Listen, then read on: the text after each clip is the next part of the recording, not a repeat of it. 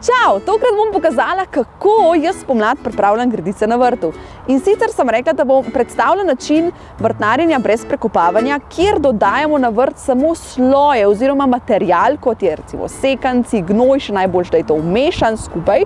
In to dodajamo gor, tako kot to deluje v gozdu. Recimo v gozdu, ko pade dol listje, se razkroji in nastane nek sloj. In potem vsako leto se dodajo sloji. A ni to magično? Ti pokažem, kako sem se letos na samo enem delu vrta, ja, priznam, lotila tega načina vrtnarjenja, ampak se bom verjetno, če mi bo šlo dobro, tega lotila tudi na celem vrtu. Tako da ja, letos bom naredila tako par gredic, naslednje let pa naprej. Hkrati sem pa rekla, da bom testirala še en izdelek, in sicer gnojilo, ki je hkrati tudi razkužilo oziroma deluje kot razkuževanje. No? To je neem cake oziroma pogača za zemljo, zato ker to učinkovit deluje na zemljo, oziroma pa ne samo na zemljo, ker neem drevo prihaja iz Indije in iz njegovih semen naredijo gnojilo. Neem drevesa ne uporabljajo samo zato, da naredijo gnojilo, ampak tudi zato, da naredijo kakšna prehranska dopolnila, kozmetiko in različne stvari. Tako da v bistvu je zelo vsestranski. Zakaj sploh neem cake? Pač prihaja res, da iz Indije, ni iz Slovenije, ampak jaz sem videla, da ta drevo nima nobenih škodljivcev, nima nobenega naravnega sovražnika in sem rekla, pismo, to bi pa lahko res dobro učinkovalo. Tako da sem se odločila, da ga bom letos čez celoto sezono testirala, da vidim, če ta stvar res deluje.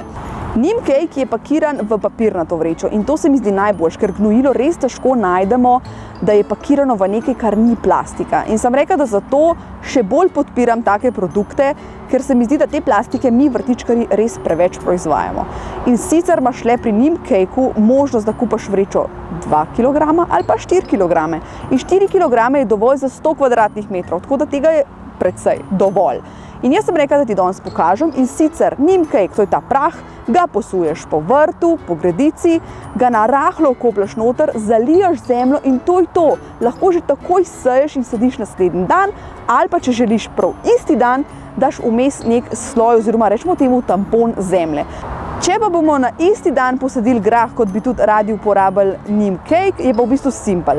Narediš ti zgrabenček, daš noter neem cake, daš malo zemlje čez in potem daš semena graha in potem zasuješ zemljo in zaliješ. In to je to. V bistvu, zakaj daš vmes zemljo, je čisto simpel? Zato, ker pač neem cake deluje na zemljo, ne na semena. Tako da je treba narediti en tak tampon, rečemo temu, se pravi, nek sloj zemlje je treba dati, zato da ne pride neem cake v stik s sadiko, semeni in tako naprej.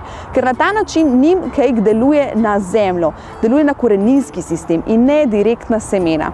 In neem cake ni primeren samo za gnojenje, tudi za razkuževanje, predvsem jeseni, zato ker pač preprečimo, da bi tiste ličinke strun se razvijale naprej. Za mano lahko vidiš gredice, ki jih pripravljam na način brez prekopavanja, in sicer sem uporabila sekance in pa pač uporabiti moram še gnoj, ga bom dodatno gor dodala in umešala in dodala bom še neem cake. In sicer bom na ta način testirala, kako delujejo grede na način brez prekopavanja. Za neem cake sem se odločila ne samo zato, ker je pakiran v papirnato embalažo in lahko to vrečko odvržem tudi na kompostni kup, ampak tudi zato, ker odvrača strune, polže in majskega hrošča ter druge škodljivce.